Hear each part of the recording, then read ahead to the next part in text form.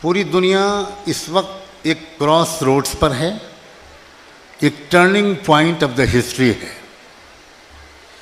میں پچھلے السلام علیکم ورحمۃ اللہ وبرکاتہ۔ امید ہے کہ ناظرین آپ حضرات خیریت سے ہوں گے۔ مولانا سجاد نعمانی صاحب کا یہ بیان سنیں۔ ویڈیو پسند آئے تو شیئر کریں، لائک کریں اینڈ کمنٹ کریں اور ہمارے چینل کو سبسکرائب بھی کریں۔ پوری دنیا اس وقت ایک کراس روڈز پر ہے، ایک turning point of the history ہے۔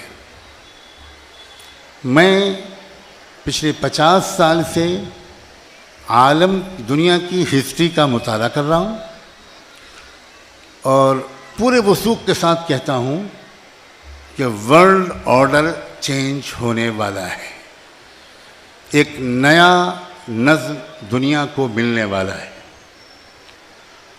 پہلے اس انصاف والے justice and peace based world order کے اسٹیبلش ہونے سے پہلے یہ دنیا ظلم سے بھرے گی، اس کی قطعی پیشن گوئی رحمت دو عالم صلی اللہ علیہ وآلہ وسلم کر چکے۔ ہمارا ملک بھی دنیا کا ایک پارٹ ہے اور ہمارے ملک میں بھی ظلم کا ایک نیا دور شروع ہو چکا ہے۔ ایسا نہیں ہے کہ یہ 2-2.5 سال ہی میں ظلم ہوا ہو، اس سے پہلے نہ ہوا ہو، یہ نہیں ہے، یہ بہت بھولا پن ہے۔ ملک میں ظلم کی تاریخ بہت پرانی ہے، وہ بڑھتا چلا جا رہا ہے۔ ظلم کے ادھورے کام کو پچھلی جو رولنگ پارٹیز تھیں انہوں نے نئی رولنگ پارٹی کو ہینڈ اوور کیا ہے کہ آپ اس ظلم کو مکمل کریں۔ اب ایک چیلنج ہے جو پوری دنیا میں تمام کمزور اور مظلوم قوموں کے سامنے ہے۔ ہمارے سامنے بھی بہت چیلنجنگ حالات آ گئے ہیں، اس میں کسی ایگزیجریشن یا کوئی مبالغہ نہیں ہے۔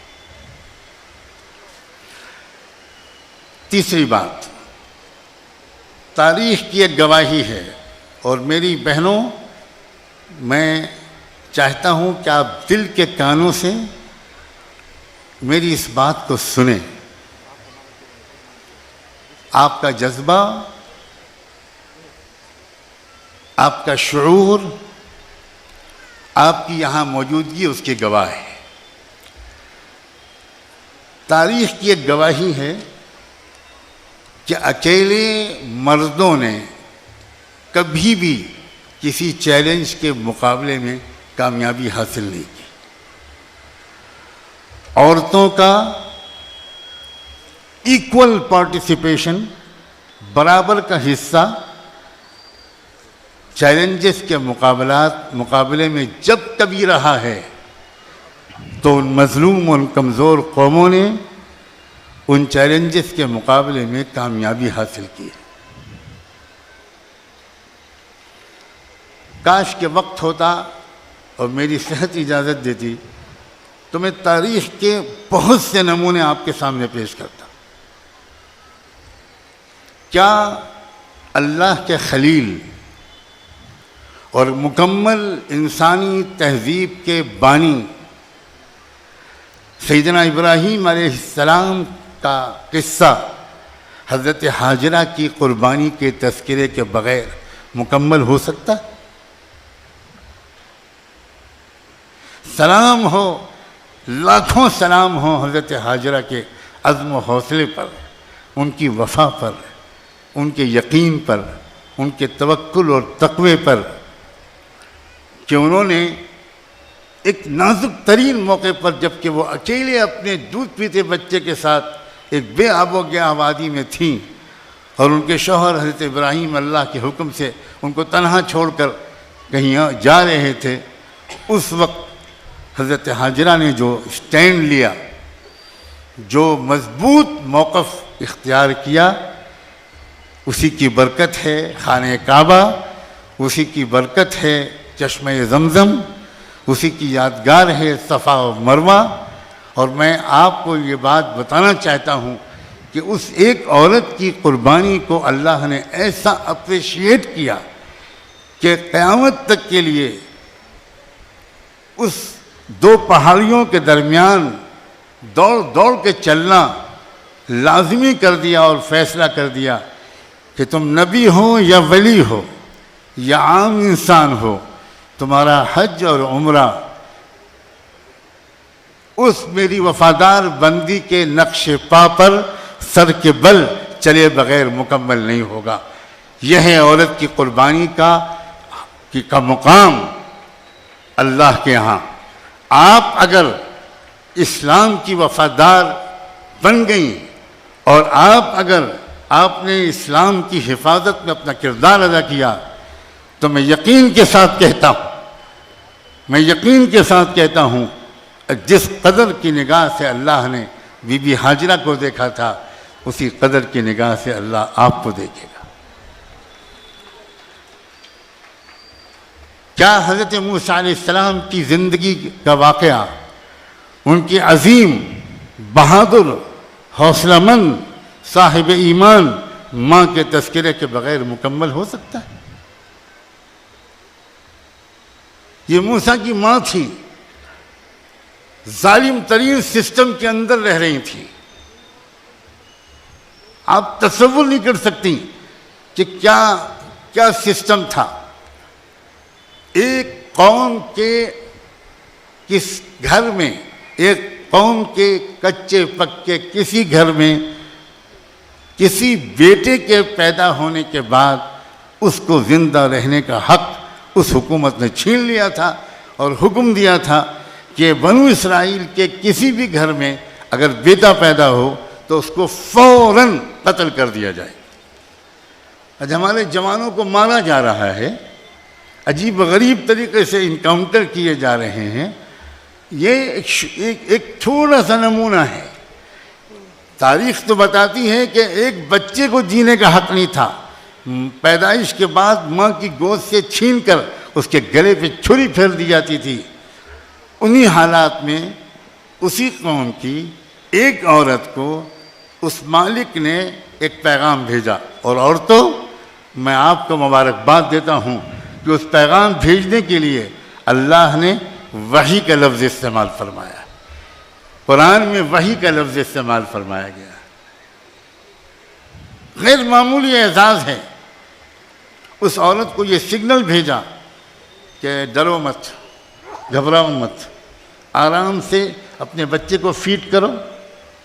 جب کوئی تم کو ایسا لگے کہ اب گورنمنٹ کے لوگ آ رہے ہیں اور بچے کو چھیننے کے لیے آ رہے ہیں، تو تم ایک کام کرنا، ایک لکڑی کا باکس تیار رکھنا، اس باکس میں بچے کو رکھ کر چپ چاپ فلاں دریا کے حوالے کر دینا۔ اور ہم تم سے دو وعدے کرتے ہیں، ایک تو یہ کہ اس بچے کو ہم تم تک واپس پہنچا کر رہیں گے، اور دوسرا وعدہ کرتے ہیں کہ ہم اس بچے کو وقت کا پیغمبر بنائیں۔ میں پورا واقعہ نہیں سنا سکتا وقت کی کمی کی وجہ سے۔ میں پھر سلام بھیجتا ہوں اس عظیم عورت پر۔ کیا آسان تھا؟ آپ میں سے کتنی مائیں یہاں بیٹھی ہیں؟ ممتا کے جذبے کو یاد کر کے پوچھئے کہ کیا اس ماں کے لیے آسان تھا کہ اس بچے کو اپنی گود سے نکال کر سمندر یا دریا کی موجوں کے حوالے کر دیں؟ کیا دریا کی موجیں زیادہ محفوظ جگہ ہیں؟ یہ ہے ایمان، یہ ہے حوصلہ۔ ایمان جب دل میں آتا ہے، جب دل میں گھر کر جاتا ہے، ہر قربانی کو آسان کر دیتا ہے۔ پھر وہ وعدے پورے ہوئے۔ وہ کیسے ہوئے؟ عجیب غریب کہانی ہے، پورا واقعہ قرآن میں ہے۔ دونوں وعدے پورے ہوئے، بچہ اس ماں کو واپس ملا۔ بچہ اسی وقت کی ظالم حکومت کی نگرانی میں اور اسی کے خرچے میں اس بچے کی پرورش اللہ نے کر کے دکھائی۔ فرعون کے گھر میں موسیٰ کا پیدا ہونا ایک اردو کا محاورہ بن گیا، یہاں تک کہ وہ وقت کے نبی بھی بنے۔ دونوں وعدے پورے ہوئے۔ موسیٰ علیہ السلام نے جو ریولوشن برپا کیا، موسیٰ علیہ السلام نے انسانی تاریخ کا جو ایک نیا فرق پلٹا، کاش کہ میں اس کی تفصیل بتا سکتا، سب سے زیادہ تفصیل کے ساتھ۔ کسی نبی کا واقعہ قرآن میں بیان نہیں کیا گیا جتنی تفصیل کے ساتھ موسیٰ علیہ السلام کا واقعہ بیان کیا گیا۔ انسانی تاریخ کا ایک نیا دور موسیٰ علیہ السلام کے ذریعے شروع ہوا، اس میں کیا ان کی ماں کو بھرپور کریڈٹ نہیں جاتا؟ میں پھر کہتا ہوں، کبھی بھی چیلنجز کے مقابلے میں مرد تنہا مقابلہ نہیں کر سکتے۔ تاریخ بتاتی ہے کہ ہر چیلنجز کے دور میں عورتوں نے برابر کا کردار ادا کیا ہے۔ آپ دور کیوں جائیے؟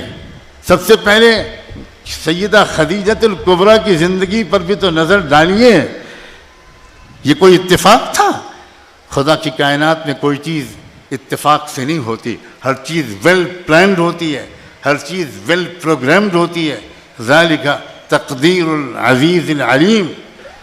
یہ کوئی اتفاق نہیں تھا کہ ایمان لانے میں مردوں سے پہلے شرف لینے کی فضیلت ایک عورت کو حاصل ہوئی ہے۔ میں ایک بار پھر عورت کے تقدس اور اس کی خوش نصیبی کو سلام کرتا ہوں، اور آپ کو آپ کی ذمہ داری یاد دلاتا ہوں، آپ کو آپ کا مقام یاد دلاتا ہوں۔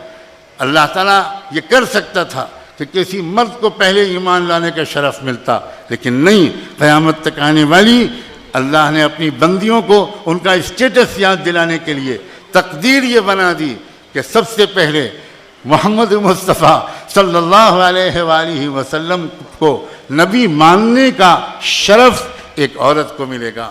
اور اس عورت کی زبان سے جملے کیا نکلے تھے، کتنی انٹلیکٹ اس کے پیچھے ہے، کتنی ذہانت، کتنی فراست، کتنی بصیرت، کتنی کائنات میں ہونے والے واقعات کے پیچھے کام کرنے والی انسین طاقتیں۔ کیا کہا تھا انہوں نے؟ محمد میرے سرتاج، میرے شوہر، آپ غریبوں کی مدد کرتے ہیں، آپ بے روزگاروں کو روزگار کراتے ہیں، آپ کمزوروں کا بوجھ اپنے کندھے پر اٹھاتے ہیں، آپ کو اللہ ضائع کرے یہ میں مان ہی نہیں سکتی، یہ ہو نہیں سکتا۔ اے میری بہنوں، اے میری بیٹیوں اور بچیوں، تم امت کے مستقبل کو بنانے والی ہو، تم بھی اپنے اندر یہ کردار پیدا کرو اور اپنی بیٹوں اور بیٹیوں کے اندر یہ کردار پیدا کرو۔ کوئی طاقت کبھی بھی ضائع نہیں کر سکتی۔ اس کائنات میں عزت اور ذلت دینے والی آنے جانے والی حکومتیں نہیں ہیں، عزت اور ذلت کا معاملہ صرف مالک الملک کے ہاتھ میں ہے۔ یہ اتفاق تھا کہ سب سے پہلی شہادت اسلام کے راستے میں کسی مرد کو نصیب نہیں ہوئی، یہ بھی اتفاق نہیں تھا۔ یمن سے آئی ہوئی بوڑھی سمیہ، 2 اونٹوں کے درمیان ان کو باندھ دیا مکے کے ظالم سرکشوں نے، اور ہاتھ میں تیر کمان لے کر کھڑے ہو گئے اور تھریٹ کیا، دھمکی دی کہ اگر نہیں کہو گی کہ محمد جھوٹے ہیں تو ابھی تیر ہمارے کمان سے نکلے گا اور تمہارے بدن کے ٹکڑے ہو جائیں گے۔ بوڑھی سمیہ نے اپنی آواز میں جان ڈالنے کی کوشش کرتے ہوئے چیخ کر کہنے کی کوشش کی، اشہد ان لا الہ الا اللہ واشہد ان محمد رسول اللہ۔ ابھی شاید کلمہ پورا پڑھ بھی نہیں پائی تھی سمیہ کہ تیر ظالموں کی کمان سے نکلا اور سمیہ کی جسم کے 2 ٹکڑے ہو گئے۔ یہ پہلی لاش تھی جو مکے کی زمین پر تڑپی، یہ پہلا خون تھا جو مکے کی زمین پر ایمان کے راستے میں بہا۔ پھر میں مبارکباد دیتا ہوں تم کو، یہ کسی لاش کی، کسی مرد کی نہیں تھی، یہ لاش ایک عورت کی تھی۔ اپنے مقام کو پہچانو، اپنی ذمہ داریوں کو پہچانو، آپ کی کیا حیثیت ہے، آپ کیا کر سکتی ہیں، what contribution you can do, what role you can play in changing the winds۔ آپ یقین مانیں، اور میں ڈاکٹر اسماء زہرا کے لیے دن رات دعا کرتا ہوں، ان کی رفیق کار بہنوں کے لیے، تمام ذمہ دار کارکنوں کے لیے میری دعاؤں کی کیا حیثیت ہے۔ میں خطا کار بندہ ہوں، لیکن آپ کو پتہ ہونا چاہیے کہ ملک میں تقریباً 30-40 اولیاء اللہ ہیں پورے عالم میں، جن کو میں نے نام لکھ کر بھیجے کہ یہ بہنیں ہیں جو اسلام کی حفاظت کے لیے اس ملک میں نکل کھڑی ہوئی ہیں۔ ان کے لیے کعبے میں کے سامنے دعا کیجیے، ان کے لیے مدینے میں دعا کیجیے، ان کے لیے مسجد نبوی میں دعا کیجیے، ان کے لیے گنبد خضرا کے سامنے بیٹھ کر دعا کیجیے۔ اور آپ کو خوش نصیب ہیں، آپ واقعی میں جانتا ہوں بہت سے لوگ آپ کے لیے اور آپ کے ذریعے سے اس ملک کی تقدیر بدلنے کے لیے دعائیں کر رہے ہیں۔ اب کچھ گزارشات نہایت احترام کے ساتھ، نہایت محبت کے ساتھ، نہایت ادب اور قدر کے ساتھ آپ سے کرنا چاہتا ہوں۔ ایک تو یہ کہ پوری شریعت پر عمل کرنے کا فیصلہ کر دیجیے۔ آپ اپنی آہستہ آواز میں کہہ دیجئے انشاءاللہ، پوری شریعت پر، پوری شریعت پر عمل کیجئے۔ اگر میرا بس چلے تو میں آپ کے گھر کے ایک ایک دروازے کے باہر ایک فقیر کی طرح صدا لگاؤں اور آپ سے کہوں آپ کا نام آپ کے ماں باپ نے عائشہ رکھا ہے، زینب رکھا ہے، خولہ رکھا ہے۔ آپ کو یاد ہے یہ عورتوں کی اس ناموں کی کیا تاریخ ہے؟ ایسا نہ ہو، میں حد ادب کو پار نہیں کرنا چاہتا کہ قیامت کے دن یہ عورتیں اللہ کے سامنے کہیں ان لوگوں سے ذرا جواب طلب کیجئے، انہوں نے نام تو ہمارے رکھے لیکن اس کے بعد سر بازار انہوں نے مغرب کی اوریانی تہذیب قبول کی۔ میں سلام کرتا ہوں اتنی زبردست باحجاب خواتین کے مجمع کو۔